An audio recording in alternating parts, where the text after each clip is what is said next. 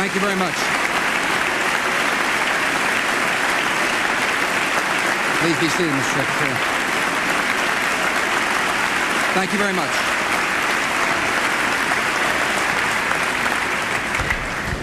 Members of Congress, I have the high privilege and the distinct honor of presenting to you the President of the United States.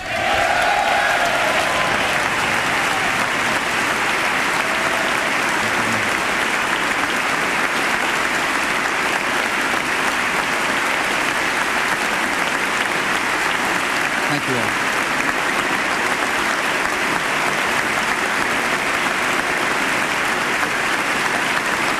Thank you all. Please be seated.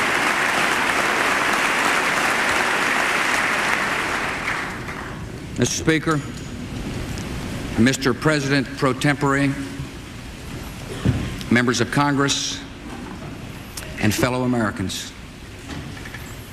In the normal course of events, presidents come to this chamber to report on the State of the Union. Tonight, no such report is needed. It has already been delivered by the American people. We have seen it in the courage of passengers who rushed terrorists to save others on the ground. Passengers like an exceptional man named Todd Beamer. And would you please help me welcome his wife, Lisa Beamer, here tonight.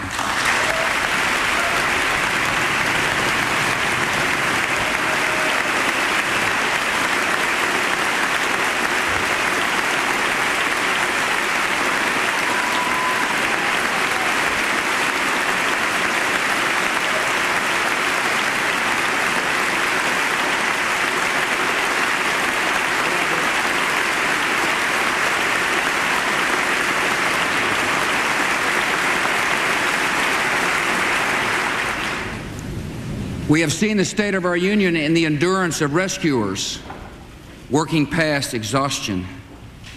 We've seen the unfurling of flags, the lighting of candles, the giving of blood, the saying of prayers in English, Hebrew, and Arabic. We have seen the decency of a loving and giving people who have made the grief of strangers their own. My fellow citizens, for the last 9 days, the entire world has seen for itself the state of our union, and it is strong.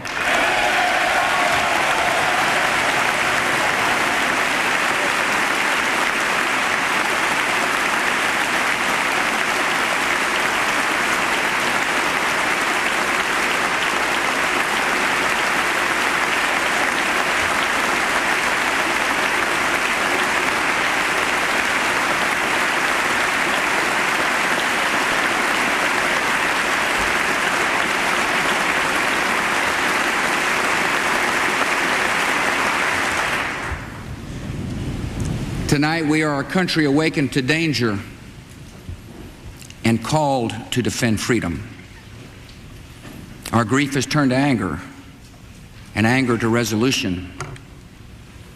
Whether we bring our enemies to justice or bring justice to our enemies, justice will be done.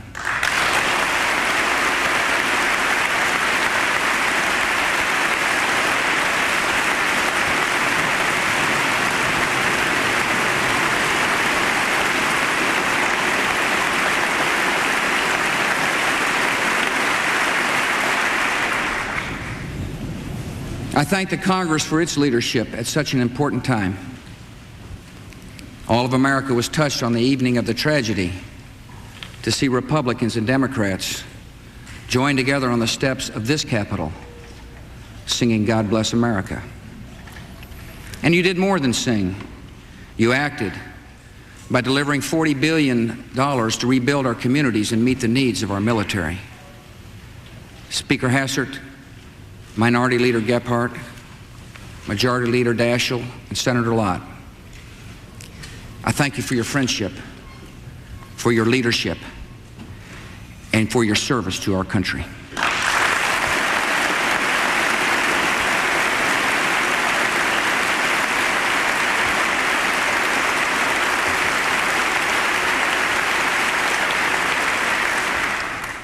And on behalf of the American people, I thank the world for its outpouring of support. America will never forget the sounds of our national anthem playing at Buckingham Palace, on the streets of Paris, and at Berlin's Brandenburg Gate. We will not forget South Korean children gathering to pray outside our embassy in Seoul, or the prayers of sympathy offered at a mosque in Cairo. We will not forget moments of silence and days of mourning in Australia and Africa and Latin America. Nor will we forget the citizens of 80 other nations who died with our own. Dozens of Pakistanis, more than 130 Israelis, more than 250 citizens of India, men and women from El Salvador, Iran, Mexico, and Japan, and hundreds of British citizens. America has no truer friend than Great Britain.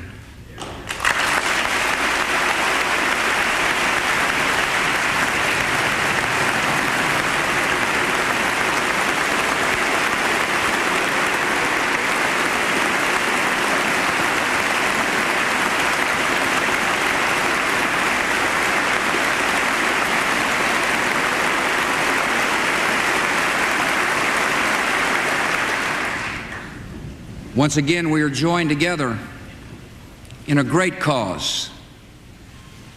So honored the British Prime Minister has crossed an ocean to show his unity with America. Thank you for coming, friend.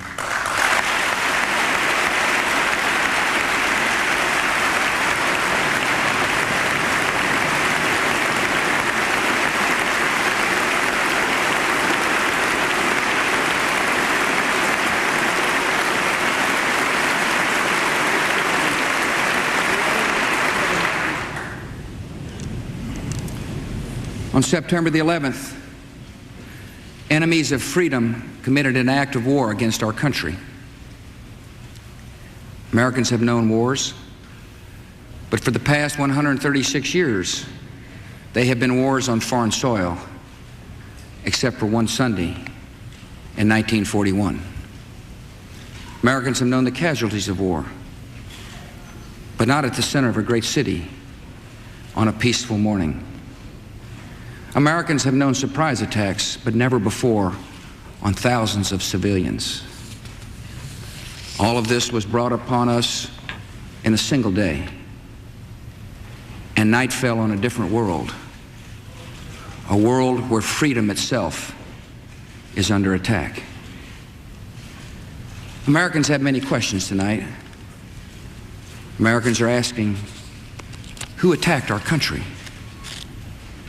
The evidence we have gathered all points to a collection of loosely affiliated terrorist organizations known as Al-Qaeda.